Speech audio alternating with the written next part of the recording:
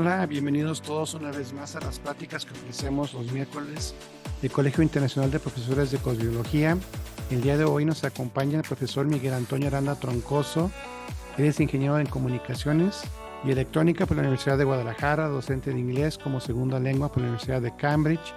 Ha participado como tallerista en más de 30 simposios nacionales e internacionales en diversas ciudades y ARRAMS de la red de GFU desde el año 1979. Tiene varias colaboraciones con las revistas de la red GFU y es miembro fundador del Colegio Internacional de Profesores de Cosbiología. También es consultor y asesor de temas de cosbiología desde el año de 1985 y el día de hoy va a participar con nosotros con el tema La Era del Aquarius desde un punto de vista astronómico. La cuestión es sencilla, no sabemos en base a qué hicieron esto los antiguos, simplemente nos legaron esa tradición. Dijeron, ahí tenemos a la Virgen, acá tenemos al aguador, acá tenemos al carnero. El carnero es una especie de V, son 3 estrellitas, en fin. También el Tauro parece una V más alargada, como tostada, muy larga. Entonces, y se supone que son los cuernos del toro, en fin, son agrupaciones de estrellas realizadas por las culturas de la antigüedad que nos han sido legadas. Algunas se han hecho, por ejemplo, en épocas más recientes. Por ejemplo, había una gran constelación que era una nave con sus velas y todo, y se fue dividiendo. Después dijeron, no, la constelación de la quilla y le quitamos un pedazo aquí a la nave, la constelación de la vela y le quitamos otro pedazo a la nave, y así se fue desbaratando aquella constelación grandísima en varias constelaciones menores. En algún momento de la historia, pues Libra y Escorpio eran una sola constelación, pues entonces vemos cómo ha habido toda una historia en esto de las constelaciones. Vamos a ver aquí rápidamente cuál es el tamaño aproximado de las constelaciones y vemos la dificultad para establecer límites. Vemos cómo, pues tal vez un poquito entre Tauro y Aries se traslapan muy poquito y más o menos podemos definir dónde termina Aries y empieza Tauro. Tauro y Géminis está bastante clara la división, pero entre Géminis y Cáncer hay un pequeño traslape, entre Cáncer y Leo prácticamente nada, entre Leo y Virgo, y no digamos entre Virgo y Libra, el traslape es gigantesco. Hay separación entre Libra y Escorpio, según nos muestra esto. Escorpio, Sagitario y Capricornio ya empiezan a amontonarse, y lo que es Capricornio, Acuario y Piscis, pues están completamente empalmadas una con la otra. Entonces vemos cómo los tamaños de las constelaciones son muy relativos, están muy poco delimitados, y en la antigüedad esto no tenía importancia, a ellos no les importaba, simplemente decían, ahí está una constelación, aquí está esta otra. Pero venimos nosotros de una cultura que quiere precisión, que se basa en la parte científica, y el objetivo científico es medir, observar, analizar, poder definir cosas. A la ciencia no le gustan estas cosas irregulares. Trata de meterles en un patrón matemático y decir, aquí empieza y aquí termina. Pero vemos que aquí empiezan y terminan en espacios pues que están invadidos unos por otros. Y no se diga en la zona en la cual nosotros estamos manejándonos o en la cual vivimos, entre Piscis y Acuario. Vemos un traslape gigantesco en donde Acuario prácticamente parece borrado, pues está completamente invadido por Capricornio o invadiendo a Capricornio, según la perspectiva que queramos ver, y lo mismo sucede con Piscis. Entonces ahí tenemos un problema para empezar. Vamos a hacer un poquito de historia respecto a cómo es que estas actuales 88 constelaciones fueron definiéndose, ¿sí? Aunque en realidad lo que a nosotros nos interesa son solo las 12 constelaciones zodiacales, aquellas que son atravesadas por la trayectoria del Sol, porque es en base a estas que nosotros hacemos o queremos o pretendemos hacer la astrología precesional. Entonces, si bien en este momento en el cielo y de acuerdo con la Unión Astronómica Internacional tenemos 88 constelaciones, algunas en el hemisferio norte, otras en el hemisferio sur, pues tenemos que la que nos interesa son las 12 que atraviesan, por las que atraviesa la trayectoria del Sol desde la perspectiva de la Tierra. El Sol en realidad no tiene ese movimiento, no gira en torno a la Tierra, es la Tierra la que gira en torno al Sol, pero en el fondo pareciera que el Sol es el que se está moviendo. Y a la astrología precesional, o a nuestra propuesta de astrología precesional, solo le interesan estas 12 constelaciones. Esto es, no nos vamos a meter en los límites de todas las demás, que si son, que si no son, que cómo se traslapan unas con otras. Nos interesan estas 12 que son las que veíamos en la diapositiva anterior. Estas son las 12 constelaciones que nos interesan y es más o menos cómo se observan en el cielo. Aquí tenemos, de hecho, en la parte central de la diapositiva, pues tenemos las constelaciones, de hecho. Capricornio es muy clara, esta forma pues, semitriangulares, Capricornio, por ejemplo, ¿no? Y así que está cada una de ellas. Aquí está Escorpio, decíamos que parece por acá el final de una letra T, toda torcida, en fin, vemos cómo tienen cada uno sus diferentes formas. Esta es Piscis, y en fin, aquí van más o menos cómo están las constelaciones y vamos a hacer estas 12 que son las que nos interesan para nuestro estudio. Bien. Entonces, ¿por qué son importantes estas constelaciones?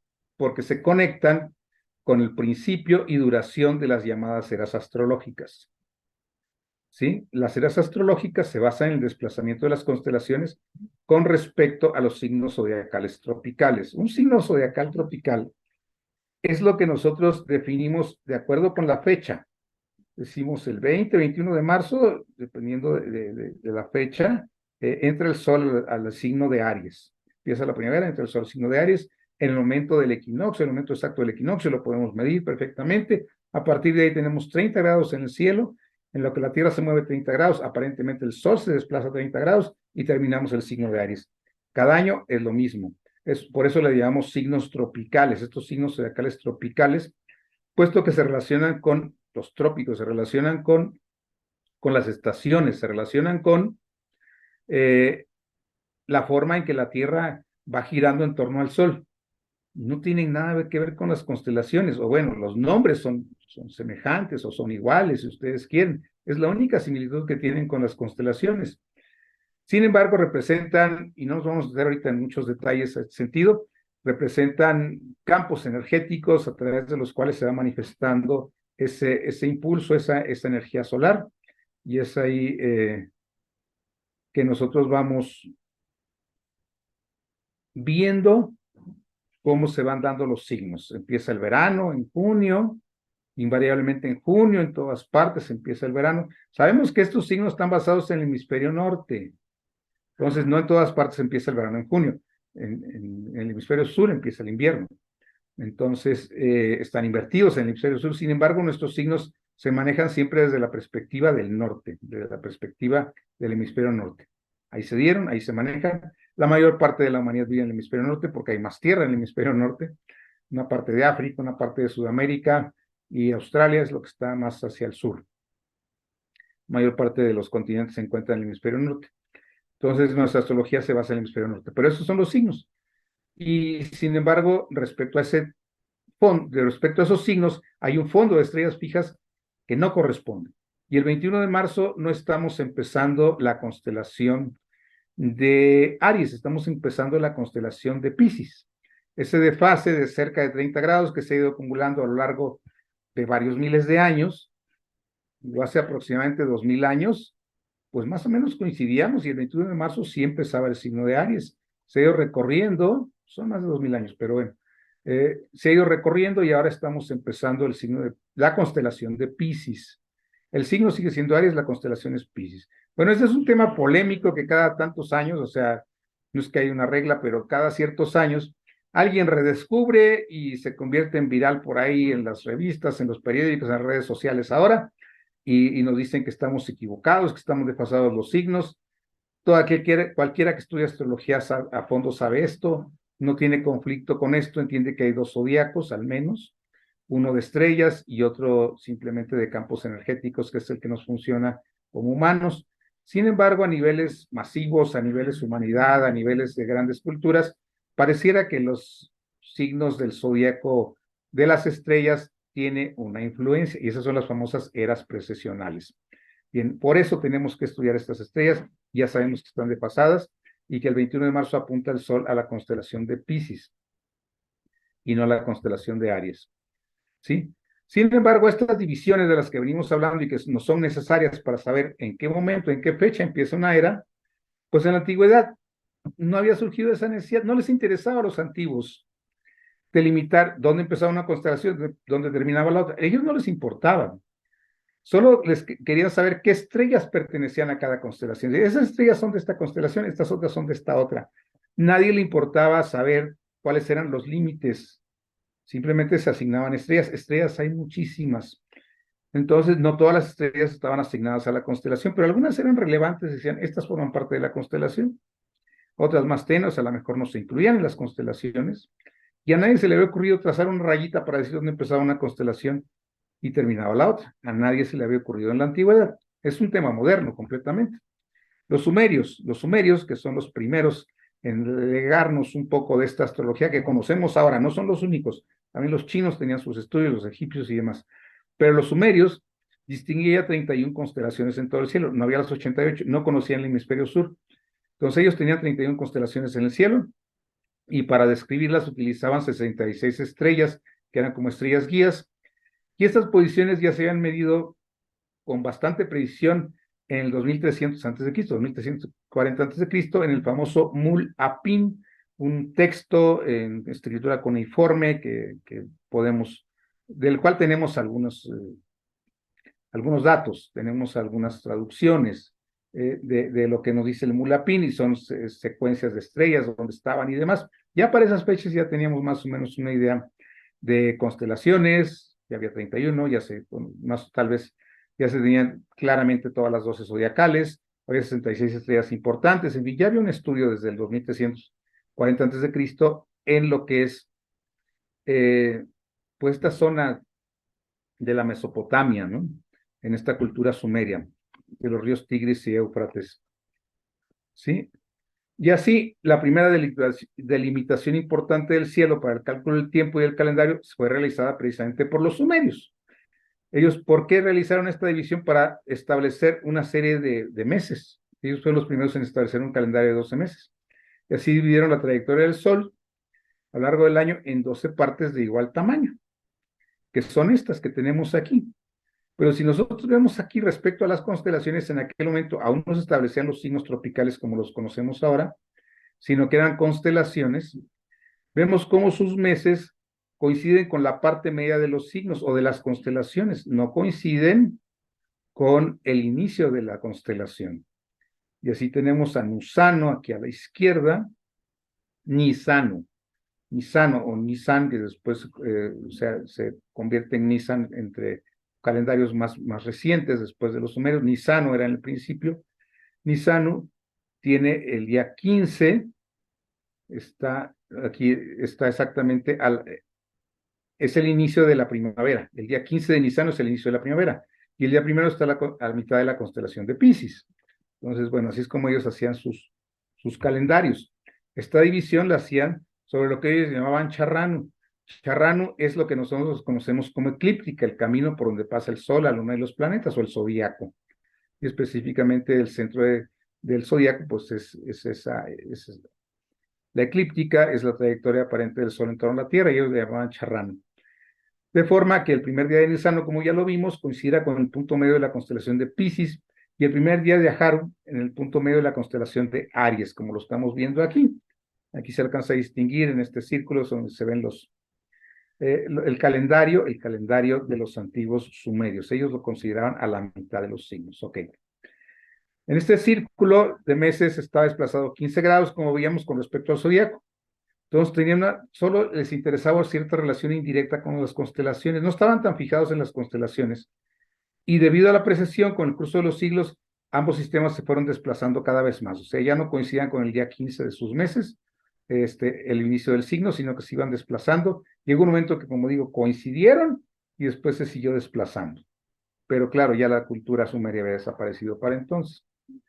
Más de 1000 años después, esto hizo que los babilonios desarrollaran el actual sistema de signos zodiacales cuando sí coincidían las constelaciones con los signos.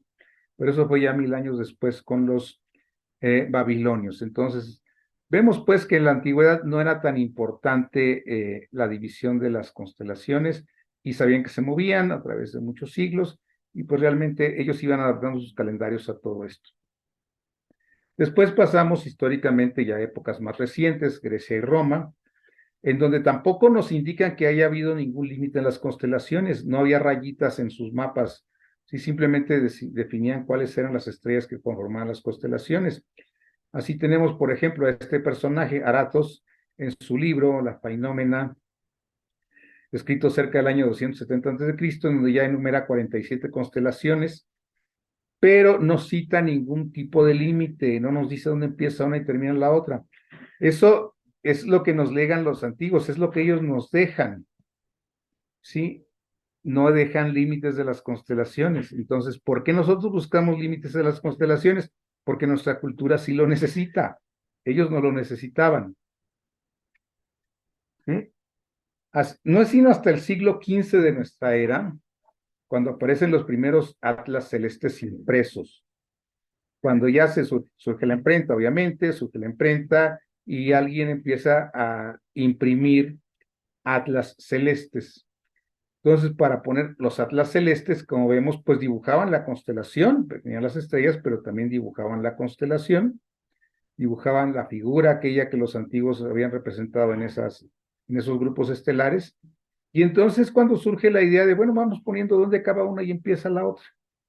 Y ahí es cuando se les empieza a ocurrir esta idea de delimitarlas, de darles un espacio a las constelaciones. Así, en los siglos siguientes, se van definiendo límites en las zonas de las constelaciones, y estos astrónomos más recientes intentan asignar todas las estrellas a alguna constelación, ya no solo las principales, que era como lo hacían los antiguos, sino que tratan de meter todas las estrellas a qué constelación corresponden. Y ahí ya lo van haciendo con criterios que no tienen nada que ver con los criterios que usaron los antiguos para establecer las constelaciones. Respetan las estrellas mayores, pero las menores tratan de meterlas en algún lado para poderles poner rayitas a las constelaciones y decir dónde empieza una y termina la otra. Así es como va evolucionando esta historia de las antiguas constelaciones.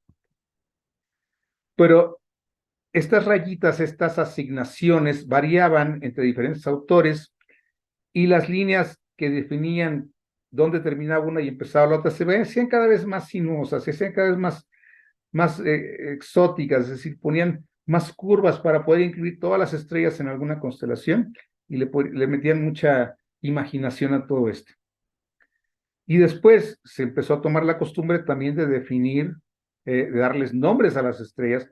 Antiguamente pues tenían nombres que les habían dado los griegos, sobre todo los árabes son los que más estrellas nombraron. Muchas de las estrellas que encontramos ahora en los catálogos pues han sido nombradas por los árabes, ¿no?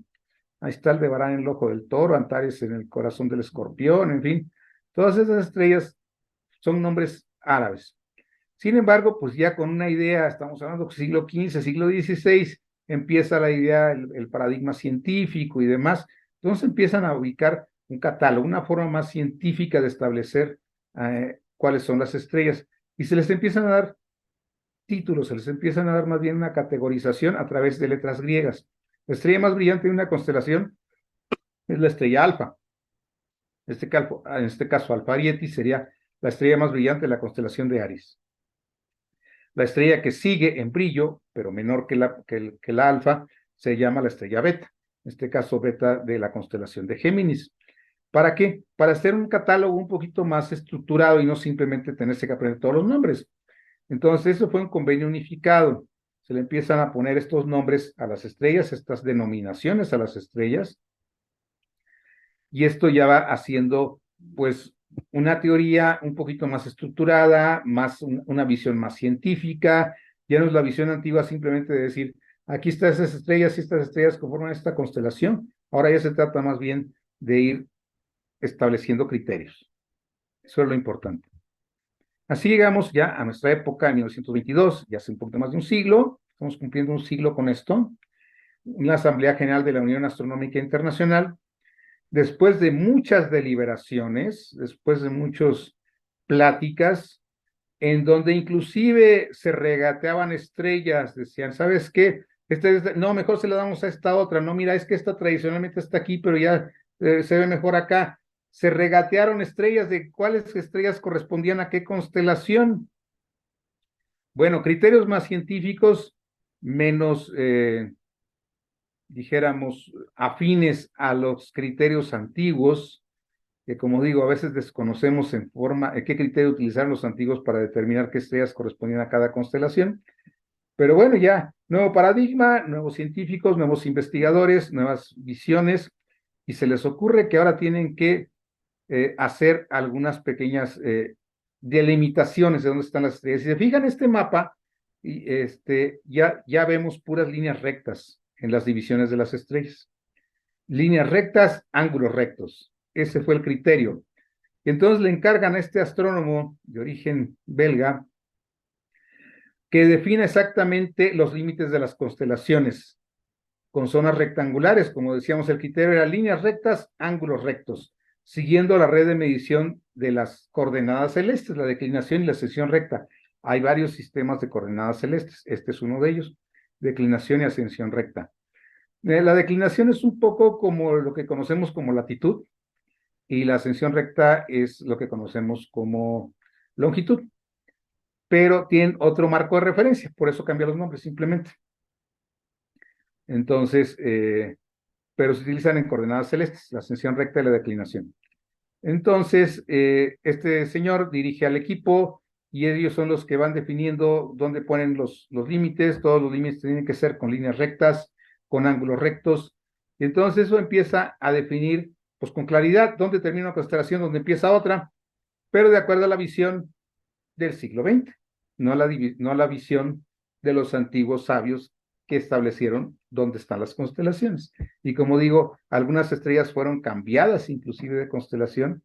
Decían, esta corresponde a esta constelación. Bueno, correspondía al tiempo de Ptolomeo, pero ahora se las vamos a dar a esta otra porque ya tienen muchos años diciéndolo así, o porque ahorita se nos ocurre y podemos, pues, simplificar un poquito más la estructura del trazo. O sea, en vez de poner tantas líneas chiquitas y escaloncitos, pues hacemos menos escaloncitos y dejamos unas estrellas de este lado y otras del otro lado. Así fue como se estableció este criterio. Pues este resultado del trabajo se publicó en 1930 en este libro, esta delineación científica de las constelaciones, y esos son desde entonces los límites válidos. Bueno, toda esta presentación que empecé aquí está tomada de un extracto de este astroglosario de Bruno Huber, con esta traducción del 2004. Entonces, bien, son los créditos aquí a quien hizo toda esta investigación, nos la facilita y yo se las comparto. ¿Cómo es que llegamos a los límites de las constelaciones en el siglo pasado? Y apenas tenemos un siglo que se empezó a trabajar esto, todavía no cumplimos un siglo de que fue publicado, pero así es como llegamos a donde estamos. Entonces vamos a ver qué pasó con todo esto, qué resultó con todo este cambio que se hizo en los límites de las constelaciones. Bien, vamos a entrar ya de lleno en nuestro tema, las eras de Piscis y la era de Acuario. En este momento, debido a la presión de los equinoccios, el punto vernal apunta a un lugar entre las constelaciones de Pisces, que es como se denomina realmente astronómicamente Pisces, y Aquarius, son los términos reales de las constelaciones. Piscis y Aquarius son signos. En latín, Piscis y Aquarius son constelaciones. Y aquí tenemos esta línea amarilla, curva, que atraviesa más o menos por el centro de la imagen, el ecuador celeste, y la línea azul, que viene de izquierda a derecha, bajando en diagonal, y que es la eclíptica. Y vemos que el punto donde se cruza el ecuador celeste con la eclíptica es el punto del equinoccio vernal. Esto es el punto que define la era en que nos encontramos. No sé ustedes cómo lo vean, a mí me resulta claramente en la constelación de Piscis. O sea, está muy metido en la constelación de Piscis. Ahorita vamos a ver más diapositivas, más mapas, y vamos a ver cómo este punto vernal apunta exactamente a la constelación de Piscis. Y no solo eso, vemos que esta figura que está por acá, al lado derecho de la constelación de Piscis, representa un pescado completo. Esto es, al punto vernal le falta todavía un pescado completo para salir de la constelación de Piscis. Entonces, bien, esto no nos lleva mucho a justificar nada de lo que queremos justificar, porque simplemente nos coloca el punto vernal en la constelación de Piscis, y por lo tanto, si es la constelación la que va a marcar la era, pues seguimos bien metidos en la era de Piscis y nos faltan algunos años para salir de ahí. El recorrido de un pez completo, lo que forman esas 5 estrellitas, son 5, aquí nomás aparecen 4, pero son 5 estrellitas que conforman este último pez en el extremo derecho de nuestra diapositiva de la constelación. Pues vemos que el punto vernal apunta el 21 de marzo a la constelación de Piscis. Más mapas, vamos a ver, aquí tenemos otro mapa, en donde aquí se aparecen las 5 estrellitas, que es el sello del último pez, el pez que está al lado derecho, ¿sí? Vemos cómo hace 2000 años, bueno, hace muchos años, teníamos el punto vernal por acá a la constelación de Aries, pues, o sea, porque aquí ya vemos delimitado más o menos la constelación de Piscis, tenemos el punto vernal en la constelación de Aries, bajando, tenemos que el 21 de marzo está el equinoccio, tenemos las dos líneas, el ecuador celeste ahora en azul, la eclíptica en amarillo, este trazo aparente del Sol, donde pasa el Sol, aquí tenemos la constelación de Acuario, tenemos la constelación de Piscis, el punto vernal en la constelación de Piscis, y aquí nos marca, de acuerdo con la división de las constelaciones, dónde quedaría el punto en Acuario, y todo este pedazo entre los puntos rojo y verde nos indica que nos falta para salir de la constelación de Piscis y entrar a la constelación de Acuario. ¿Sí? Esto es un tema que yo revisé por muchos años. Al principio les hablaba yo de que por muchos años, después de aquella plática, estuve investigando el tema y todos los mapas me llevan a lo mismo. Cualquier mapa celeste que yo encontraba, por más actualizado que estuviera, me indicaba que ese, que ese equinoccio, que ese punto vernal, que ese puntero de Piscis, como se marca aquí, apuntaba precisamente a la constelación de Piscis, cerca del segundo pescado, del pez que está sobre el ecuador, porque hay uno que se separa y que va hacia arriba de la eclíptica. Pero este que se alinea con el ecuador, que está más bien horizontal, pues todavía nos falta recorrerlo prácticamente completo. Esto eventualmente me llevó a renunciar a la investigación porque no encontraba más datos. No encontraba más datos, dije, bueno, pues me tengo que quedar con eso, seguimos en Piscis. Yo puedo creer que estamos en la constelación de Acuario, yo puedo creer que estamos en la de Acuario, y decidí que eso iba a creer, pero como una creencia, no con una base científica. Simplemente yo decía, ok, lo que yo veía cultural, tecnológica, socialmente, me apuntaban a Acuario, y decía, bueno, pues era un tema simbólico, realmente yo siento que sí estamos entrando en esta era de Acuario, será porque ya estamos muy cerquita, ya se percibe, yo no sé, yo me hacía mis propias especulaciones mentales, y sin embargo la observación, la parte científica, el dato duro, pues me decía lo contrario, me decía esto que estamos viendo aquí, que estamos en la constelación de Piscis. Me pueden decir que es muy viejo este mapa, pues pueden decirme lo que quieran, o sea, estamos hablando que yo tengo investigando estos mapas desde hace alrededor de 40 años, eso no es más que medio grado en la precesión, o sea, no es así como que se haya avanzado mucho, o sea, medio grado, cuando estamos a todos estos grados de distancia, no es mucho el movimiento que pueda tener este mapa, o sea, no está tan desactualizado, dijéramos. Tenemos aquí otra, en donde tenemos ahora la eclíptica en forma horizontal y el ecuador en forma diagonal. A veces depende de la perspectiva que tomemos. Nuevamente tenemos la constelación de Piscis, y vemos aquí estas 5 estrellitas que decía que corresponden al pez que está alineado con la eclíptica, con el ecuador, perdón, está alineado con el ecuador. Y tenemos aquí el punto vernal, es el cruce de la eclíptica con el ecuador, bien metido todavía en la constelación de Piscis, donde se encuentra la frontera entre Piscis y Acuario.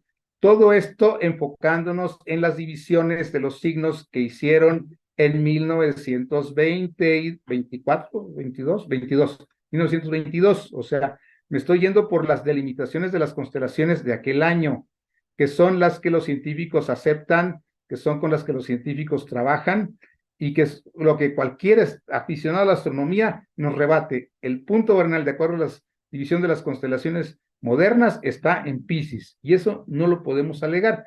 Y si lo alegamos, lo vamos a alegar en forma fanática porque no tenemos datos. Aquí están los datos y los datos nos dicen que estamos en Piscis, de acuerdo con la división de las constelaciones que se hizo en 1922. Vamos a suponer que este fuera la esquinita en donde empieza Acuario, esta esquinita, este ángulo. Pues aún nos falta, aún con ese ángulo nos falta. Y aún así faltaría que terminamos todo este pez para salir.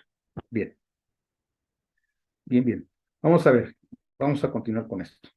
El punto equinoccial, que es el eje de todo esto, que es precisamente ese punto que se está moviendo en la precesión, es ese punto en donde la eclíptica y el ecuador se cruzan en el cielo. Cuando el Sol, y de aquí, en ese punto, en ese momento, vemos al Sol cuando la Tierra llega al punto en su órbita en que sus dos polos están a la misma distancia del Sol, porque el polo de la Tierra está inclinado, pero en ese momento, por efecto del equinoccio, los dos polos están a la misma distancia del Sol. Después de esa inclinación, va a ir haciendo que se vayan alejando. En esta temporada estuvieron nuevamente equilibrados hace unos días precisamente por el otro equinoccio en otoño, pero en fin, ese es el famoso punto equinoccial. Y es el que se está moviendo y es el que estamos viendo que está apuntando a la constelación de Piscis. Ok. Este punto equinoccial se desplaza por la eclíptica, esto es por esa trayectoria aparente del Sol, alrededor de 1 grado cada 72 años, aproximadamente. ¿Sí? En este momento, iniciando el tercer milenio, el punto equinoccial apunta, como ya lo vimos, a la constelación de Piscis y está a 8 grados de la frontera con la de Acuario. O sea, unos 600 años para que lo alcancemos. La división actual de la constelación, porque a lo largo de estos años he visto muchas personas defender su punto de vista de que estamos en Acuario y como digo, cualquier astrónomo, por aficionado que sea, lo puede rebatir y entramos en una polémica de puntos de vista sin ofrecer datos. No tendemos a ofrecer datos. Nos quedamos en una especie de dogmatismo, de fanatismo, de queriendo defender ideas de las cuales no tenemos ningún fundamento. Técnicamente y desde la perspectiva de las antiguas, de las constelaciones como se dividieron hace un siglo, estamos a 600 años de entrar a la era de Acuario. Esos son datos. Sigamos adelante. Sigamos con más datos. Aquí tenemos 20 fechas que son las que he encontrado. Creo que hay más. 20 fechas de la entrada de la era de Acuario. Desde 1904 hasta 2658. Y aquí tenemos quienes las defienden. ¿Sí? Cada autor tiene sus propias fechas. Tenemos aquí 62 con Samael, Yogi Baya en el 91, el cambio del año bisiesto en el 2000, bueno, Argüelles con su teoría de los calendarios mayas en 2012, 2020, Adrián Rostuncan, el tibetano nos manda 2025, ya estamos cerquita. Y bueno, los demás pues ya nos lanzan un poquito más allá. ¿Sí? Hasta 2658 que nos dice Max Heindel. Pero empezamos desde 1904, tenemos más de un siglo entrando a la era de Acuario según los autores, con Aleister Crowley. Pongo aquí en rojo la fecha que yo he manejado precisamente porque, pues, de alguna manera nosotros lo que observamos son las obras, pues, del doctor de la Ferrier, entonces, él nos dice que en 1948, pero vemos que es una entre 20 fechas posibles, algunas que ya quedan en el pasado, específicamente hasta la del 2020, otras que están un poquito hacia el futuro, empezando con el tibetano en 2025 y siguiendo, como decíamos, hasta Max Heindel en 2600, que es más o menos lo que corresponde a lo que veíamos en esta división que estábamos analizando hace un momento. Entonces, aquí hay 20 fechas, como digo, hay quienes me dicen que hay más, son las 20 que yo he encontrado. Con eso tengo para trabajar, son bastantes fechas. Entonces, vamos a ver. Vamos a ver ahora el problema de los límites. O sea, esto nos lleva a un problema, los límites. ¿Dónde se acaban las constelaciones? ¿Dónde empiezan las otras? La división de las constelaciones, decíamos, no existió en el pasado. Posteriormente, cada autor, al hacer su atlas, ponía sus propias divisiones. Vemos cómo eran en la antigüedad los atlas antiguos. Aquí se ve claramente cómo ellos ponen sus propias rayitas, les van dando curvas, les van dando vueltas, les van dando cierres y en fin, formas raras, formas difíciles de seguir según la visión de cada autor. Estas las constelaciones que nos ponían los antiguos mapas celestes, ¿sí? Desgraciadamente, pues estas líneas limítrofes no están bien definidas de ninguna forma, pueden no ser correctas desde el punto de vista astrológico, no sabemos, porque fueron establecidas en tiempos relativamente recientes en donde la astrología no les importaba para nada. Es lo que nos dice Vivian Robson, una de las estudiosas de las estrellas fijas. ¿Sí? De hecho, pues hasta el momento, casi todas las páginas de internet o libros que yo conozco, todos se refieren a Vivian Robson respecto a las estrellas fijas, que fue una de las autoras que nos dejó este trabajo, y su punto de vista es o sea, pueden no ser correctas desde el punto de vista astrológico, porque fueron establecidas en un momento en el que la astrología, pues no le importaba para nada la ciencia, entonces, y sigue sin importarle, por cierto, pero a la mayor parte de los científicos.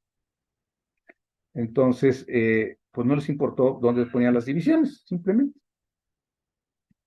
Bien, aquí tenemos nuevamente, esta es una imagen ampliada de este atlas astronómico de Camilo Flammarion a fines del siglo XIX, 1880, en donde vemos aquí la constelación de Acuario y la de Piscis. Aquí las resalté un poquito. El punto donde cambiaría el punto vernal en esta división entre ambas constelaciones estaría por aquí. Sin embargo, nosotros vemos que el punto vernal él lo coloca aquí, en este punto. Aquí tenemos la 0 grados a la mitad del trazo en forma horizontal, 0 grados es el ecuador. En forma diagonal viene bajando la eclíptica de la parte superior aquí abajo del 10, abajito del 10 en la parte izquierda, viene bajando hasta el 20, bajito del 20 en la parte derecha, y aquí tenemos el punto vernal, pues el cruce de ambos. Vemos todavía un poquito alejado de lo que sería la división que propone Flammarion, pero tal vez de 1880, 1960, 1950, probablemente se hubiera alcanzado, de acuerdo con la división que hace Flammarion. Eso es lo que dice él. Vamos a ver. Aquí tenemos lo que faltaba precisamente para que llegara. Aquí ya se ven claramente todo eso que yo decía, la eclíptica, el ecuador en rojo, la eclíptica, un pedacito al menos resaltado aquí en violeta, el punto vernal aquí en amarillo, y esta perspectiva desde la eclíptica, que es la línea verde y la línea azul.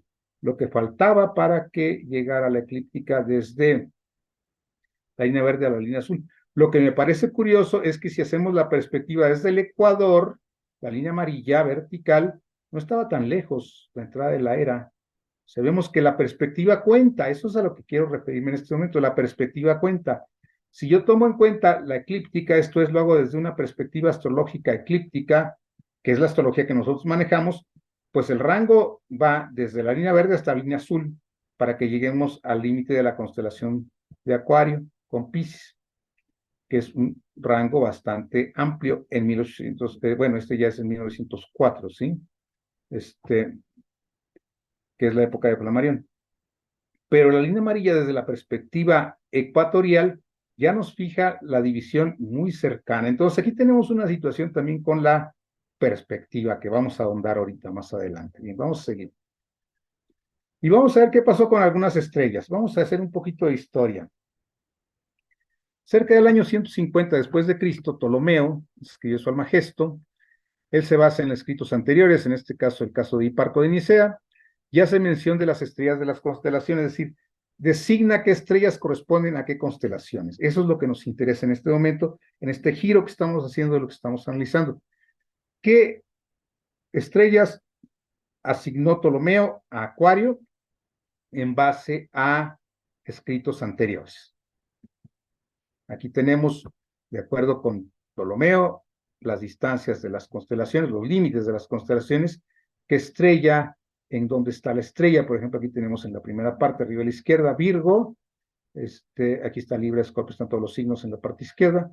Virgo. Entonces, la estrella Chi de Virgo, en la cabeza de Virgo, se encuentra a esta longitud, 173.34 grados, y la constelación de Virgo va hasta la estrella Mu de Virgo, que está en el pie de la Virgen, y que en el año 2000 tenía una longitud de 220.13 grados, por lo tanto, la longitud total de Virgo es de 47 grados, una constelación grandísima.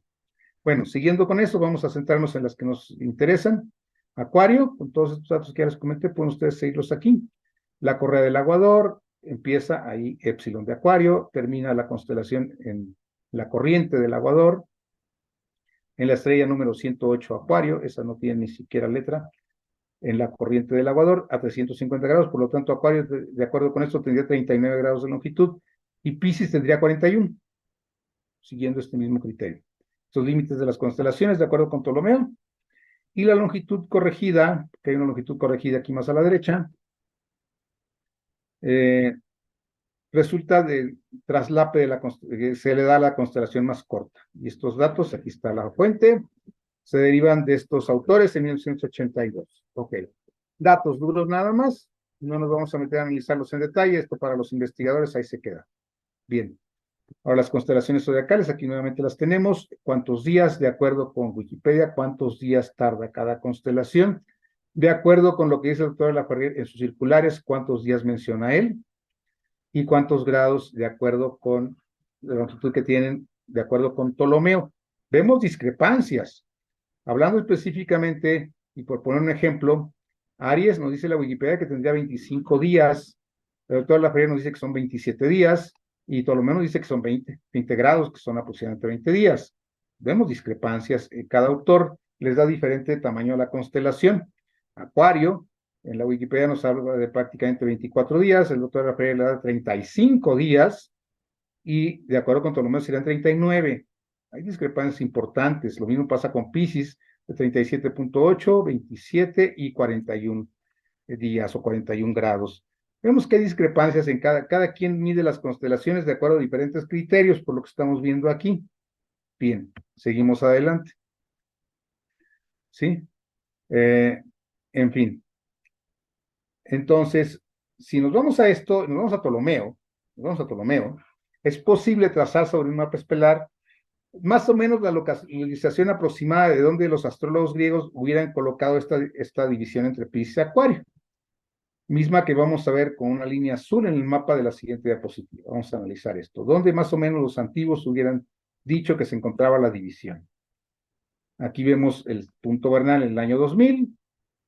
Aquí tenemos esta línea sinuosa, que sería más o menos donde se dividen las dos constelaciones. Vemos que nos falta todo este pedazo, desde el círculo amarillo hasta el círculo azul, para entrar a la constelación de Acuario, ¿sí?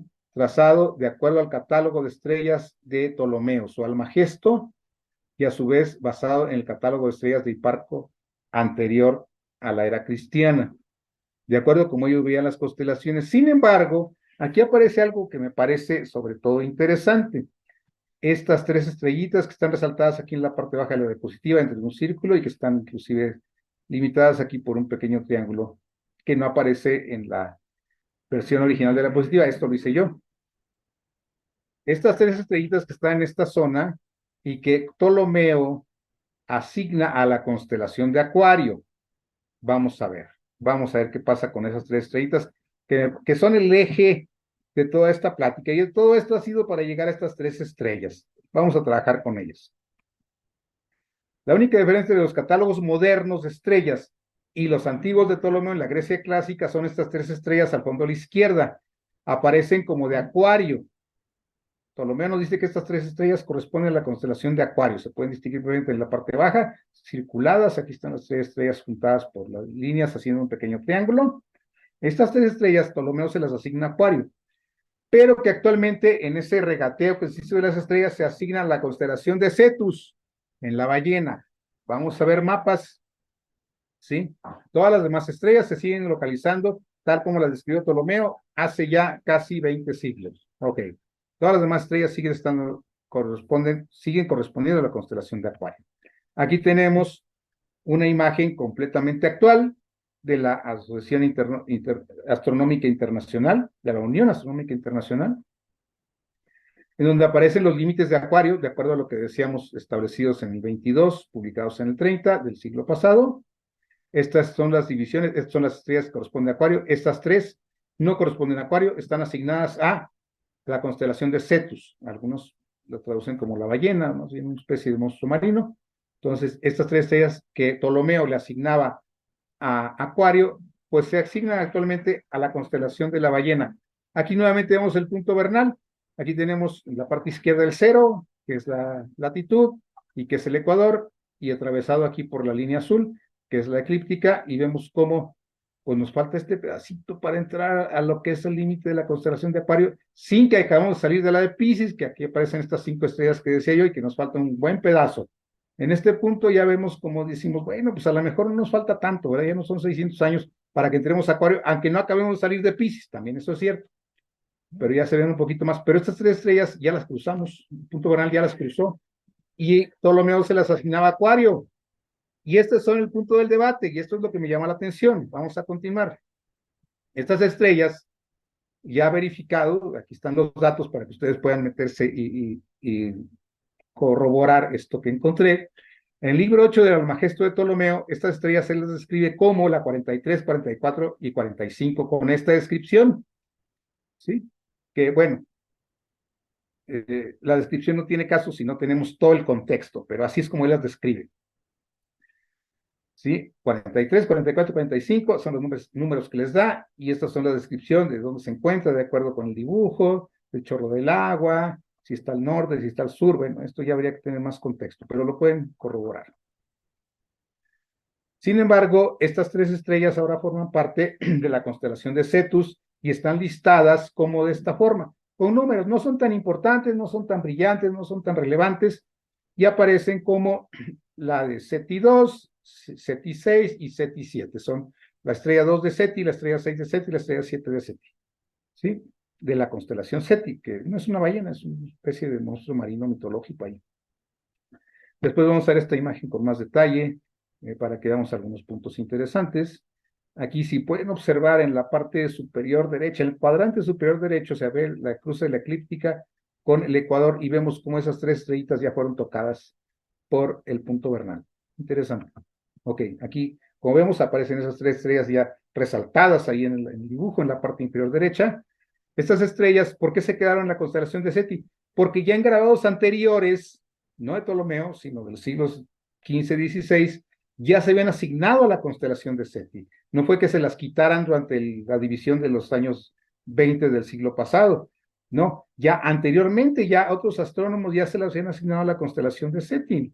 Y aparecían con las letras F, G y H de la constelación. Si lo alcanzan a ver, en la parte inferior donde está el círculo, aparecen con las letras F, G y H, estas antiguas estrellas que Ptolomeo asignó a Acuario y que con el tiempo se fueron asignando a otra constelación. Y ahí está la clave desde mi punto de vista. ¿Sí? Así es que al hacer la división moderna de las constelaciones, pues ya por gravedad, por lógica, pues ya quedaron en la constelación de Cetus y no en la de Acuario, porque pues así estaban ya desde hace tiempo atrás. Este grabado es bastante viejo y vemos cómo ya esas estrellas están asignadas ya a la constelación de Ceti, pero podrían estar en la corriente de agua de Acuario, como lo alcanzamos a ver en esta zona, en donde limitan Acuario, el aguador, en la parte derecha, con Ceti en la parte izquierda.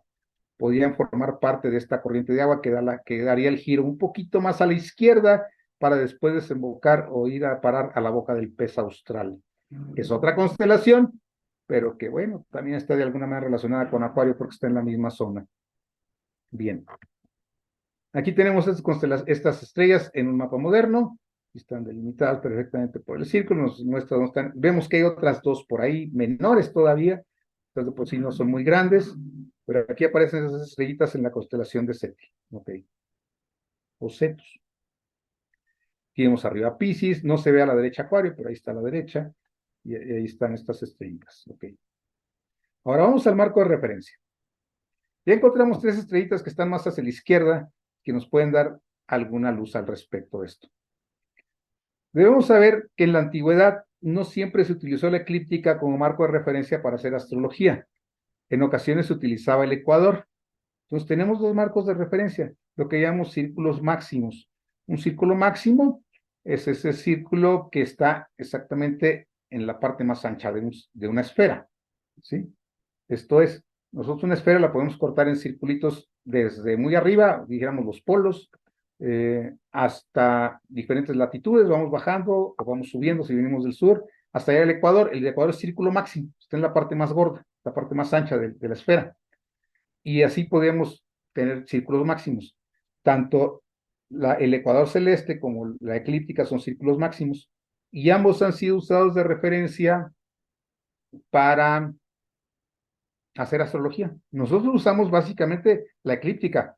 En la eclíptica medimos longitudes y medimos posiciones de los planetas, siempre referidos a la eclíptica.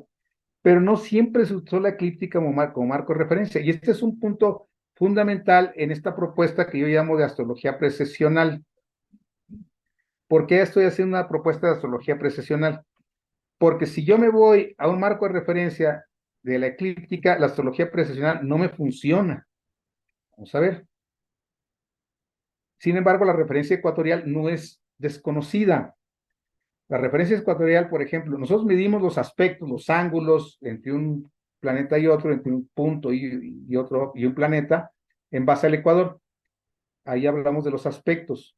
Sin embargo, existe lo que conoce la astrología como los aspectos inmundo, que se miden sobre el ecuador, y en donde llega a haber diferencias tales que un trígono, por ejemplo, muy abierto, que estamos hablando a lo mejor de 125 grados o 115, o a lo mejor hasta un poquito más, hay quienes da 8 grados de apertura o más a un trígono, 128 grados o 112 grados, si lo ponen en trígono, pudiera ser que Inmundo, o sea, medido sobre el ecuador, nos dé prácticamente la cuadratura. Entonces, vemos cómo hay, si medimos en base a una referencia y en base a otra, las cosas cambian, las cosas cambian. Entonces, es un tema también interesante que tal vez algún día podemos tratar, los aspectos Inmundo, que se basan precisamente en medir los aspectos, los ángulos desde el ecuador y no desde la eclíptica. También los chinos desarrollaron una astrología con base ecuatorial. Entonces vemos que históricamente el usar el ecuador como marco de referencia no es extraño, no es raro para la astrología. No todas las astrologías son basadas en la eclíptica. Hay astrologías ecuatoriales también. Y entonces, ¿por qué hago este debate? ¿Por qué hago este comentario? Porque vamos a ver qué sucede. Ya hemos visto algo al respecto. Aquí tenemos estas 3 estrellitas que son las que ocupan nuestro estudio, correspondientes al signo de la ballena. Pero bueno, aquí lo que nos interesa es las divisiones, antes de entrar a las estrellitas, las divisiones. Aquí tenemos la constelación de Acuario, tenemos el punto vernal, que es donde cruza la línea azul con la roja, la parte izquierda, la línea roja de la izquierda. Aquí tenemos el punto vernal, ¿sí? Y aquí estamos haciendo una referencia eclíptica, ¿sí? Esto es muy reciente, digamos, tendrá 20 años este mapa, no puede tener más. Podemos tener uno más actualizado, no hay mucha diferencia.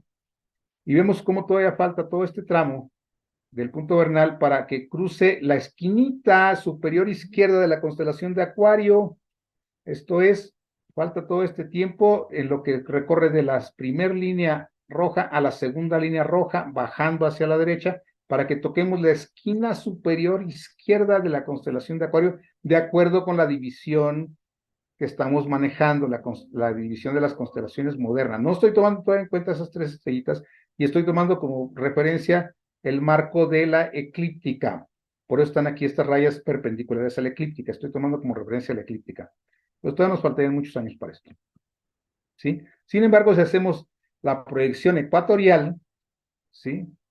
Bueno, cuando proyectamos las estrellas sobre la eclíptica, que es lo que acabamos de ver en esta diapositiva, proyectamos sobre la eclíptica, no logramos coincidir fechas con los acontecimientos históricos con el paso de las estrellas.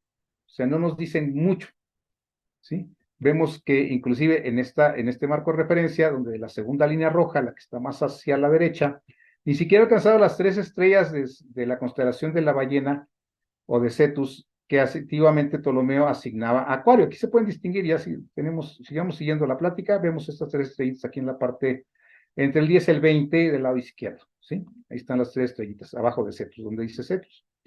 Entonces, prácticamente las podemos ver y vemos que desde la perspectiva de la eclíptica, pues ni siquiera hemos tocado esas estrellas. Entonces, pues estamos muy lejos de la constelación de Acuarios todavía. Sin embargo, cuando proyectamos sobre el Ecuador, las cosas se ven diferentes. Vamos a ver qué pasa si proyectamos este mismo mapa sobre el Ecuador, ¿sí? Esto es, ahora las líneas rojas están referenciadas al Ecuador, a la línea que va de 0 a 0, de izquierda a derecha, esa línea central que nos marca precisamente el Ecuador, y trazamos nuestras líneas verticales y vemos cómo el punto vernal, que es la línea de la derecha, la línea roja de la derecha, ya atravesó las 3 estrellitas que están allá atrás. Por lo tanto, si estas estrellas Ptolomeo se las asigna Acuario, pues el punto vernal ya tiene muchos años recorriendo estrellas de Acuario, al menos 3 de ellas, ¿sí? Al menos 3 de estas estrellas. Vemos que 2 las cruzó, pues ya hace muchos años, y prácticamente juntas, que son las 2 de la derecha, de la izquierda, perdón, las 2 de la izquierda, y la de la derecha también ya la cruzó hace algunos años. Entonces, desde esa perspectiva y utilizando las estrellas que Ptolomeo asigna a la constelación de Acuario, pues hace años que estamos en la constelación de Acuario. Es verdad, nos falta todavía cruzar todo el pez para que dejemos la constelación de Piscis. Esto es, estamos en una época de transición entre una era y otra, desde una perspectiva precesional, utilizando estrellas, utilizando un enfoque astronómico, utilizando las antiguas estrellas de Ptolomeo, es decir, un criterio más astrológico, Ptolomeo era astrólogo, no un criterio astronómico moderno, en donde, como vemos, ni en el Ecuador acá vamos a entrar todavía a la constelación de Acuario desde la perspectiva de las divisiones modernas, pero vamos a ver en qué fechas específicas es que el punto vernal, desde la perspectiva del Ecuador, cruzó estas tres estrellas, porque aquí también nos metemos en un tema muy interesante. Vamos a ver, ¿sí? En este grado de 1822, vemos cómo ya, ahí donde está el circulito de la izquierda, un círculo rojo, vemos que el punto vernal se encuentra en la parte de la fusión de las dos líneas que está a la izquierda, el cuadrante superior izquierdo, donde está una línea horizontal más marcada y luego una línea diagonal también más marcada, que son la eclíptica y el ecuador. Vemos que aquí el punto vernal, si bajamos un poquito ya en 1822, ya tenemos que se acerca mucho de la perspectiva del ecuador, se está acercando ya mucho a la constelación, a una de estas estrellas de Cetus que tenemos aquí. Bueno, nada más resalté una, pero aquí se ven las dos aquí arriba. Entonces vemos que ya desde esta perspectiva ya tenemos aquí, aquí tenemos un detalle también. La línea horizontal es la eclíptica, no es el ecuador. Estoy viendo que la línea horizontal, la que atraviesa el rostro del ecuador y parte de su cántaro, es el ecuador. Pero no es la eclíptica, y el ecuador es el que está inclinado. ¿Sí? Ok. Entonces ya vemos que desde esta perspectiva ya estamos mucho más metidos en esta era. Ok. Vamos a ver. ¿Qué sucedió? Sí, tomé un mapa moderno en donde marca el punto vernal aquí en lo que es 0 horas, que está aquí arriba a la izquierda, arriba a la derecha. 0 horas bajando por esa línea donde cruza con 0 grados, que está aquí a la derecha. Ahí está el punto vernal, donde cruza el azul con la línea, con dos líneas, la de 0 y la de 0. La 0 vertical, que son 0 horas, la 0 horizontal, que son grados. Ahí está el punto vernal, es un mapa moderno. Me fui hacia atrás a ver en qué momento el punto vernal pudo haber cruzado esta primera estrella, la que está en la parte inferior izquierda del círculo azul. ¿En qué momento cruzó el punto vernal esa estrella antiguamente de la constelación de Acuario, que es la estrella 7 Ceti? Se dio hace 236, casi 237 años, entre los años 1776 y 1777. Entonces, técnicamente, la primera estrella de la constelación de Acuario la cruzó el punto vernal entre estos años, entre el 76 y 77 del siglo XVIII, 1776, 1777. Años muy interesantes históricamente. Vamos a ver qué sucedió en aquellos años, sobre todo en el 76. Vamos a ver, para quienes conocen algo de historia, no les resultará raro. En julio del 76, los Estados Unidos declaran su independencia, y no porque sean los Estados Unidos, simplemente porque empiezan una serie de revoluciones que vienen afectando todo el continente americano, ¿sí? Y esta lucha, este movimiento independentista, pues fue influenciado por este movimiento cultural denominado como la Ilustración en Francia. Y entonces vemos que en el momento que el Sol, que el punto vernal, el 21 de marzo, está apuntando a la primera estrella de la constelación de Acuario desde la perspectiva ecuatorial, fíjense cómo esta línea azul vertical que está en el cuadrante superior derecho de la diapositiva, cruza desde la perspectiva ecuatorial, es decir, es perpendicular a los 0 grados, ¿sí? Paralelo a las 0 horas, esa es la perspectiva ecuatorial.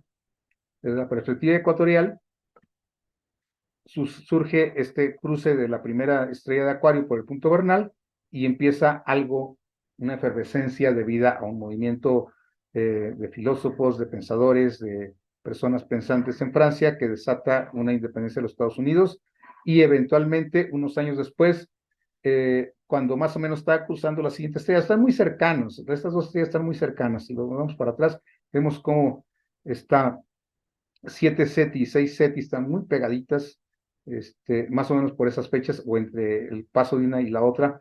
Pues también se da la Revolución Francesa, un poquito más adelante del mismo siglo, ya muy a finales del siglo XVIII, ¿sí? 1789-1799, se da la Revolución Francesa debido a este movimiento. Y este movimiento me llama mucho la atención, la Ilustración. que fue un movimiento cultural e intelectual europeo, desarrollado a fines del siglo XVII hasta el inicio de la Revolución Francesa en el siglo XVIII, ¿sí? Y que exalta este movimiento, ¿sí? Lo que pretende es disipar las tinieblas de la humanidad mediante las luces de la razón.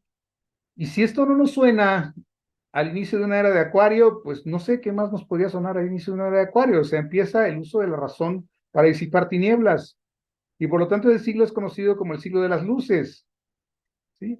Entonces, desde mi perspectiva y desde esta propuesta que hago de una astrología precisional basada en un marco de referencia ecuatorial, pues estamos en la era de Acuario desde aquellos años 1776-77, cuando cruza el punto vernal la primera estrella de la constelación de Acuario, que ya no corresponde a Acuario porque se la quitaron los astrónomos por allá por el siglo XVII, XVIII, tal vez desde el XV o XVI, pero que se la fueron quitando y que Ptolomeo sí se la daba a la constelación de Acuario. Entonces entramos pues al siglo de las luces, siglo de la razón. Además hay un dato muy interesante que para cualquier astrólogo es conocido. Durante la Revolución Francesa hubo muchos lemas, muchos gritos de guerra, ¿sí? Hubo muchos. Sin embargo, uno de los que más ha trascendido, de los que más nos ha llegado a nuestra época, es aquel famoso grito de libertad, igualdad y fraternidad. Libertad relacionada mucho con el signo de Acuario, igualdad con el signo de Libra, fraternidad con el signo de Géminis, los tres signos de aire, entrada de una era de aire, entrada de a la constelación de Acuario. También decían ellos que el objetivo era atreverse a encontrar la sabiduría, ¿sí? Entonces, osar encontrar la sabiduría. Para un astrólogo eso también tiene un sentido muy profundo. Estamos hablando de la constelación de Leo y la constelación de Acuario. Entonces son lemas que entre muchos sobresalen, sobreviven. Seguimos recordando la Revolución Francesa por estas frases y al siglo de las luces por esta otra. Era la intención osar encontrar la sabiduría. O sea, más astrológico no puedo yo entenderlo, más astrológico que esto, desde aquellas épocas. Muy bien. ¿Sí? Aquellos pensadores de la Ilustración sostenían que la razón humana podía combatir la ignorancia, la superstición, la tiranía para construir un mundo mejor. Volvemos, una visión muy acuariana. Tuvo una gran influencia en aspectos económicos, políticos y sociales de la época. Pues sí. ¿Y dónde hizo más repercusión? Pues si bien la Revolución Francesa tuvo su génesis en este pensamiento, antes de la Revolución Francesa fue el pueblo norteamericano el que empezó con esto. Y bueno, si ya entramos al siglo XIX, esto que a fines del XVIII, ya entramos al siglo XIX, pues se desencadena una serie de revoluciones de independencia en todo el continente americano. Desde, pues empezando por México, que es el primero que está por aquí, no porque haya sido el primero, creo que Haití fue inclusive antes de o el primero en Latinoamérica, o no sé si contemporáneo con los Estados Unidos. Haití fue de las primeras naciones en independizarse, pero ya en 1810 hacia adelante, pues muchas naciones acá en el continente americano empiezan estas revoluciones de independencia. Nuevamente hablamos de revolución, nuevamente hablamos de una influencia completamente acuariana. Sin embargo, el hecho de que las primeras estrellas de Acuario han sido alcanzadas por el punto vernal hace poco más de 200 años no debe extrañarnos para aquellos que quieren fijar forzosamente la fecha de entrada de la era de Acuario en otras fechas, como digo, aquí nosotros en la institución que defendemos el 1948, no nos debe extrañar, no nos debe extrañar que haya empezado la influencia desde 200 años antes. El mismo doctor Laferrière menciona que ya desde la Revolución Francesa ya se veía venir esta influencia acuariana. ¿Sí? Y no debe extrañarnos por qué. Porque si nosotros vamos al nacimiento de Jesús hace 2000 años, no se dio hasta unos 2 siglos después también de que el punto vernal entrara a la constelación de Piscis, o sea, que me parece ser una regla que primero entran las primeras estrellas y no aparece ya un movimiento cultural fuerte o una visión, dijéramos, de una entrada de la era hasta unos siglos después. Parece ser regla en esta, como digo, esta propuesta que yo hago de un estudio de astrología precesional.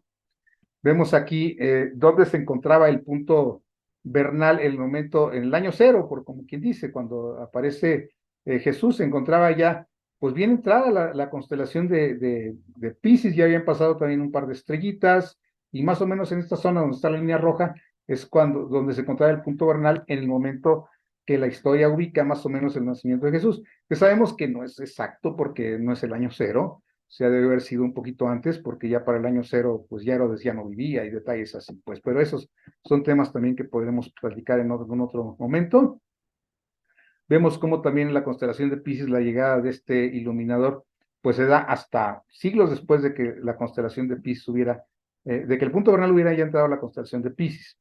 Entonces, pues no extrañaría pues que fijemos fechas posteriores al año 1676 para asignar la entrada del área de Acuario. No me extraña en ese sentido. Y lo que se me hace más curioso es que la siguiente estrella que toca el punto vernal, bueno, no la siguiente porque está muy cerquita las primeras dos, pero esta tercera estrella, dijéramos la Ceti 2, la cruza el punto vernal entre 1948 y 1949.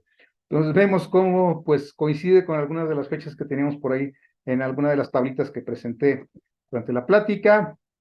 Y bueno, pues más que presentar algunos datos que he ido descubierto, les hablaba yo de la primera parte de investigación donde me quedé pues limitado porque no había más medios.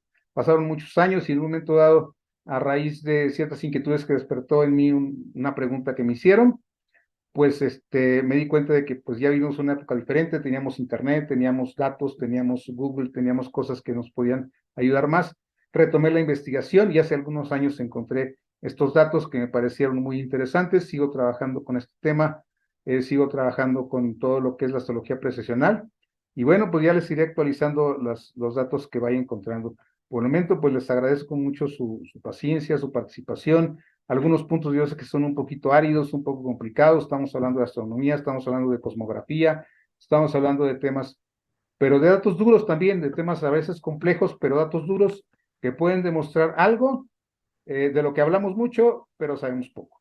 Pues bueno, se los dejo por ahí para su reflexión, para su estudio, para que verifiquen todos estos datos que acabo de ponerles, y para empezar a lo mejor una nueva discusión a este respecto. Muchas gracias.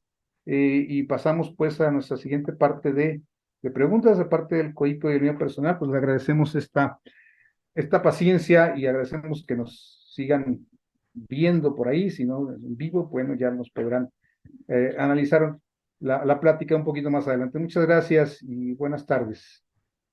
Muchas gracias, Miguel. Ahorita en el chat no tenemos preguntas, pero si alguien desea abrir su micrófono. Por ahí Fernando, me parece que está pidiendo la palabra. Sí. Adelante, Fernando. Hola, buenas tardes a todos. Miguel, fíjate que ahorita que mencionaste que, bueno, muy interesante tu tema y la investigación que estás haciendo, muy interesante. Ahorita que estabas diciendo de, de cuándo nació Jesús, pues a mí también me interesaba mucho este tema y me puse a leer.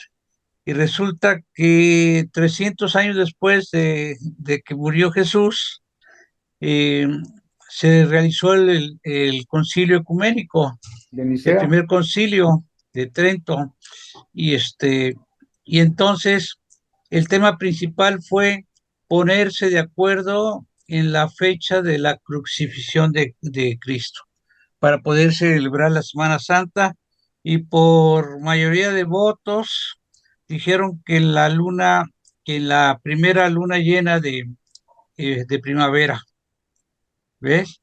Y yo decía, pues eso no es correcto porque cuando murió Jesús, pues se apagó el sol por un rato, ¿no? Y eso pues es un eclipse de sol.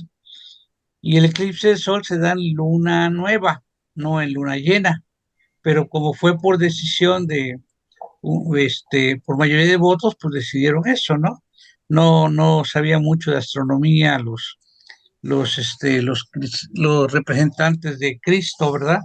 Bueno, nada más como un comentario, porque Semana Santa siempre es luna llena, siempre, porque es la primera luna llena de primavera, pero pero el eclipse de luna perdón, el eclipse de sol se da cuando la luna y el sol están en conjunción, y eso es luna nueva. Gracias, nada más. Bien, si alguien más Gracias, quiere Fernando. tomar Gracias por la... el comentario, Mauricio, también. Bueno, trato de dar una plática un poquito más abierta. Podemos coincidir en algunos puntos de vista, ciertamente, pero tal vez en otra ocasión hablemos de eso, con todo gusto. Muchas gracias, Miguel. ¿Alguien más que desea tomar la palabra? Abrir su micrófono.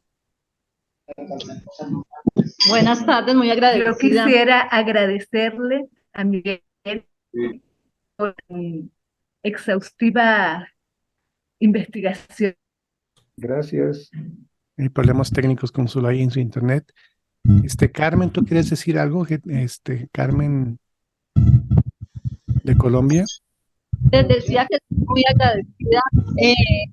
Me sorprende mucho para mí lo de la cultura de acuarios. Me sorprendió bastante pues que hay esta investigación de las fechas. Siempre pues tenía para mí que ya estábamos en ella, pero pues me alegra mucho que haya esta investigación y les agradezco muchísimo a Miguel y a todos. Muchas gracias. ¿Alguien más? Impresionante, excelente, maravillosa exposición. Felicitaciones al maestro. Me quedó apantalladísima porque no creí que hubiera una investigación tan profunda. Y bueno, es como para verla muchas veces. Muchísimas gracias. Para servirle, muchas gracias. Muy bien, pues no sé si alguien más quiere hacer un comentario. Si no, pues invitarlos a la siguiente plática que tendremos la próxima semana por parte del COIPCO. Va a ser sobre patrones planetarios y el profesor va a ser Armando Gómez. Y entonces para cerrar le pediría tanto a Armando como a Fernando Castañeda que nos hicieran el favor de cerrar. Adelante, Armando. Gracias.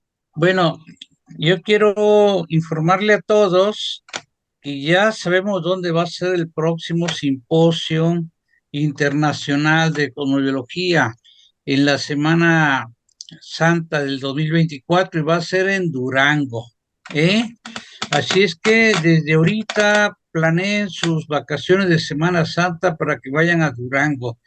Los que no puedan ir, también se puede tomar por línea o bueno, pues, tienen que ir de vacaciones con la familia y deciden que ir a Cancún, pues desde Cancún se conectan para todas las pláticas. Este va a ser el tercer simposio que hacemos,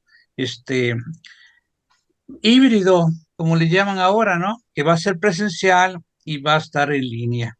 Bueno, yo voy a estar en Durango porque pues no me quiero perder esa experiencia tan hermosa de hacer otro simposio presencial. Y así es que ayúdennos a difundir, ya pronto van a sacar un primer póster, digo primero porque pues a veces no van todos los datos, pero para ir calentando el ambiente y no se lo pierdan. Y ahí va a estar Miguel, va a estar Francisco, Armando, los demás profesores, un servidor, y yo sé que muchos de ustedes también van a estar ahí porque los he visto en algunos eventos. Gracias, felicidades, Miguel, muy amable. Gracias, Gracias, Cindy. Fernando. Armando, por favor. Sí, pues agradecerle a Miguel esta plática tan interesante y tan importante, porque desde luego que necesitamos tener bases astronómicas para poder tener soporte de lo que hablamos. Hace algunos años comenté este tema con un astrólogo muy bueno que vivía en Uruguay, Boris Christoph, que sabía mucho sobre astrología mundial. Y comentando las fechas que en la GFU manejamos, él tenía algunas diferencias y de ahí me nació la inquietud de, bueno, debemos investigar para comprobar o para saber qué tan cercanos estamos de las fechas de que hablamos. Desafortunadamente no pude estar en toda la plática, pero desde luego que la voy a ver cuando ya nos compartan la grabación. Y yo le agradezco mucho a Miguel porque, pues no solo es un buen astrólogo, sino también un gran investigador y nos abre la puerta para que podamos incursionar y saber más, no solo de astrología, sino de astronomía. Estoy muy agradecido por el tema y creo que es una motivación para que podamos seguir estudiando. Y bueno, aprovechar para invitarlos al próximo tema, que es sobre patrones planetarios, que voy a exponer la próxima semana, pero en el horario de las 7 de la noche. Muchas gracias, Miguel Aranda. Personalmente, un doble agradecimiento por este tema tan interesante. Muchas felicidades. Gracias, Armando. Buenas Pues tardes. bueno, Miguel, te llevaste el show el día de hoy por muchos días, yo creo. Te felicito ampliamente. A nombre del colegio, agradeciéndole a Fernando, a Armando, a Zulay, a Yolanda, a todos. No quiero mencionarlos porque luego se me va alguien. Les deseo lo mejor a todos. Un abrazo. Cuídense mucho y acuérdense, Durango, tierra tocada por Dios, aquí los esperamos. Un abrazo, hasta luego, buen provecho. Abrazo. Adiós. Buenas Bye. noches. Nos Muchas vemos. gracias, muchas gracias.